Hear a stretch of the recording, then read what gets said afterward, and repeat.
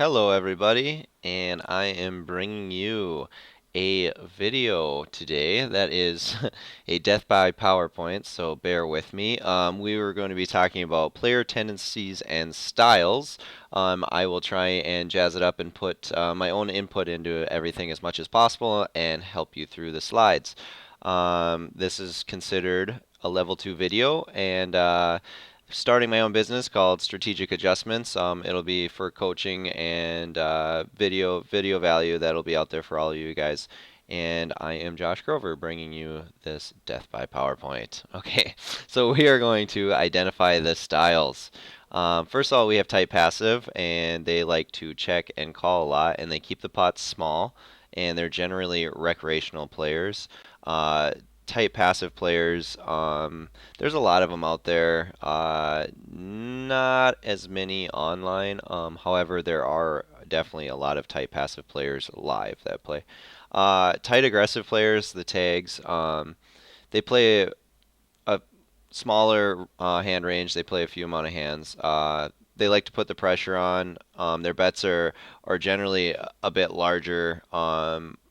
They always can represent a strong range, and they're generally semi-pro or pros that play this style. However, a lot of recreational players are picking up this style as well.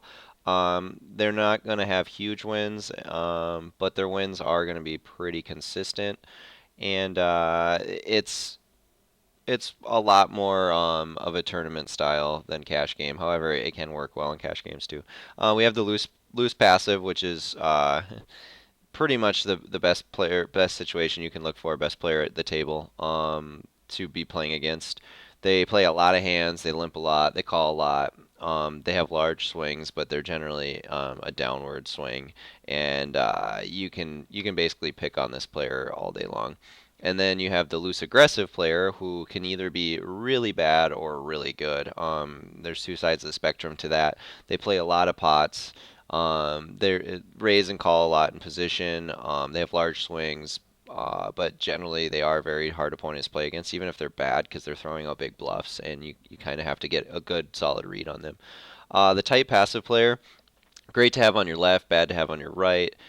They're easy to make steady money off of with low variance. I put old man stereotype because generally it's old guys who are sitting there playing tight and basically keeping pots as small as possible and not being aggressive. Um, I personally think it's a horrible idea to bluff them after the flop if they've already called. Generally, especially even if they have top pair with good kickers, they just check call a lot. And the vast majority of people who do play this style are losing players. And let's move on to the tight aggressive. Tight aggressive, uh, generally pretty bad to have on your table. You're not going to make a whole lot of money off of them. There are ways to beat them, and I'm going to make other videos on how to beat each player type. But they have a few amount of leaks, hard to make money off of, like I just said. Generally in tournaments, most of the value is stealing their blinds and representing scary boards.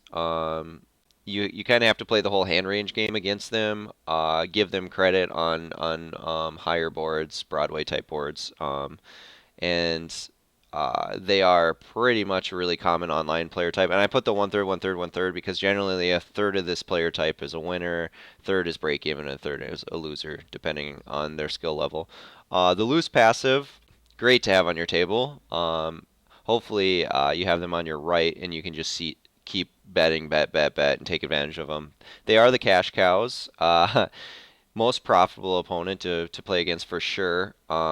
They jump in and out of games a lot. You definitely want to seek these opponents out. Um, you want to be building pots against them all the time, playing hands in position against them, raising, re-raising, doing whatever you can to get a heads up against them in position, pretty much. And there, like I mentioned, there's a lot of them actually at casinos, but they're pretty rare online now because they get bum hunted so much, and they just kind of are like, I'm getting the fuck out of these games. Uh, and then we have the loose aggressive player type, which is probably the hardest to define as a good or bad player because their swings are so large and you won't know until they've played a lot of hands. And I'm talking like hundreds of thousands of hands.